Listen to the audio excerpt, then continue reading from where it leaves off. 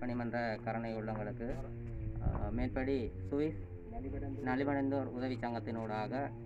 எமது புதிய கற்பகபுரம் கிராமத்தில் புரவி புயல் மழை காரணமாக மக்களுக்கு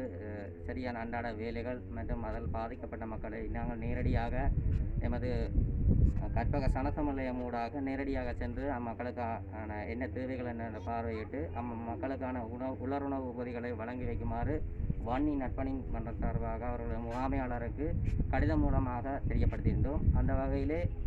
வன்னி நற்பணி மன்றமானது கடந்த 4 வருட காலமாக எமது கிராமத்துக்கு தொடர்ச்சியான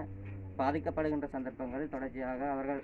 எமது மக்களுக்கான தேவைகளை உணர்ந்து அவ்வப்போது உதவிகளை வழங்கி வருகின்றனர். அந்த வகையிலே சுவிஸ்